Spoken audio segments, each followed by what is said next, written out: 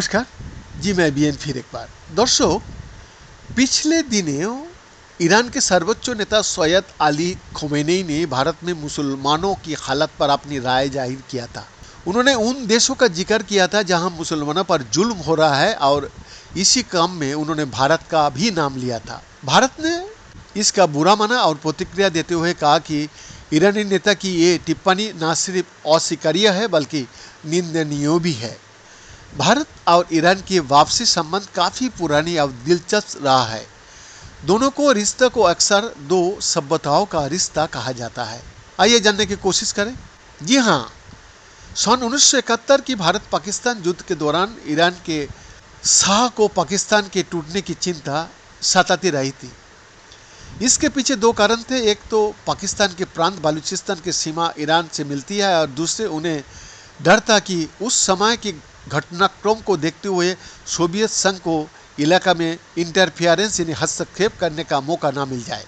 सिनात राघवन अपनी किताब 1971 global history of creation of Bangladesh में लिखता है, मई 1971 में भारत का विदेश सचिव टीएन कौल शाह से मिलने तेहरान गए थे।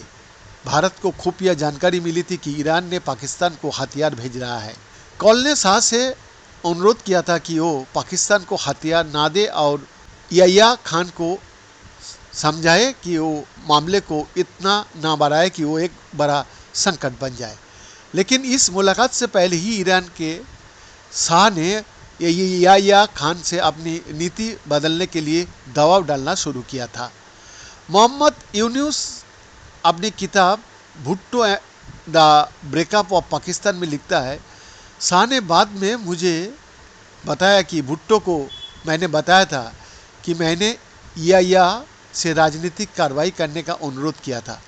मेरी सलाह थी कि शेख मुजीब को अपनी अवामी लीग पार्टी की सरकार बनाने का रास्ता साफ होना चाहिए। 23 जून 1971 को भारत में ईरान के राजदूत ने प्रधानमंत्री इंदिरा गांधी से मुलाकात करके शाह का मौखिक संदेश दिया था कि उन्हें और याह्या खान को आपस में बात करनी चाहिए। पीएम म्यूजियम एंड लाइब्रेरी में रखे अक्सर पेपर्स बताता है कि इंदिरा गांधी का मानना था कि ये एक अजीब सा सुझाव था जिसका वास्तविकता से कोई लेना देना नहीं था।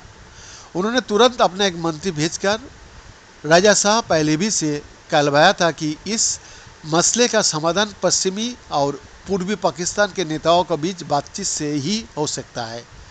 संदेश के जवाब में इंदिरा गांधी ने लिखा था, आपके इस संदेश पर मैं सिर्फ यही कह सकता हूँ कि शायद हम आपको पाकिस्तान की ओर से खारिज की गई समस्या का व्याप्तता को समझ पाने में कामयाब नहीं रहे। आप यही था उस जमाना का, मगर अब पूरा मुस्लिम देश को ईरान समझता है हम उसका मसीहा बने।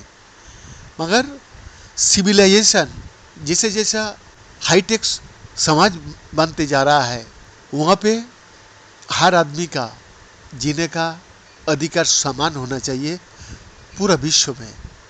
मगर ऐसा बहुत सारे देश का राजनेता है जिन लोगों ने अपना बल यानी मनी पावर, शस्त्र का पावर से बहुत सारे देश को गुलाम बना का कोशिश में लगे रहता है। बीएन का एक्सक्लूसिव रिपोर्ट।